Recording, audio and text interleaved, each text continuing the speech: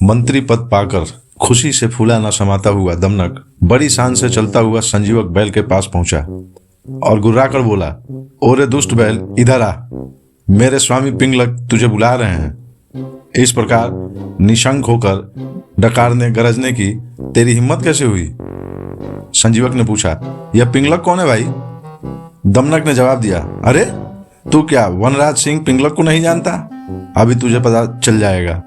वह देख, बरगद के पेड़ के नीचे अपने परिवार के साथ जो सिंह बैठा है वही हमारे स्वामी पिंगलक है।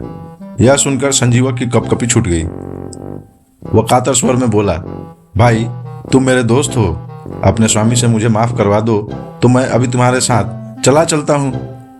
दमनक ने कहा, बात तो ठीक है तुम्हारी, अच्छा ठहरो, मैं अभी स्वामी से पूछ कर आता हूं। वह पिंगलक के पास जाकर बोला, स्वामी वह कोई मामूली जंतु नहीं है, वह तो भगवान शंकर का वाहन वृषभ है। मेरे पूछने पर उसने बताया कि भगवान शंकर के आदेश से वह नित्य यहाँ आकर यमुना तट पर हरी हरी घास चरता है और इस वन में घुमा करता है। पिंगलक भयभीत होकर बोला, यह सच ही होगा, क्योंकि भगवान की कृपा के बिना घास चरने वाला यह प्राणी सर्पों से भरे वन में इस तरह से डकारता हुआ निर्भय विचरण नहीं कर सकता। खैर यह बता कि अब वह कहता क्या है? दमनक बोला, मैंने उससे कह दिया है कि यह वन भगवती दुर्गा के वाहन मेरे स्वामी पिंगलक सिंह के अधिकार में है, इसीलिए उनके पास चलकर भाईचारे के साथ रहते हुए इस वन में सुख से चढ़ो। मेरी बात सुनकर उसने आपसे मित्रता की याचना की है। पिंगलक बहुत खुश हुआ।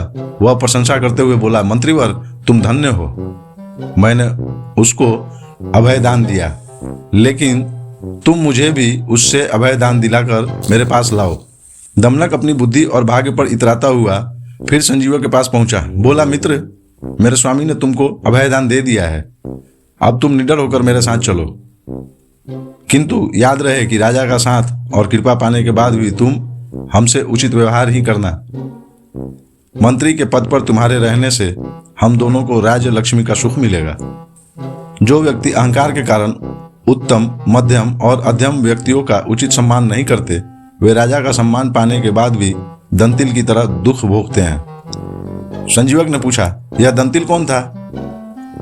दमनक अब उसे अगली कहानी सुनाने लगा, जिसे आप सुन पाएंगे अगले एपिसोड में।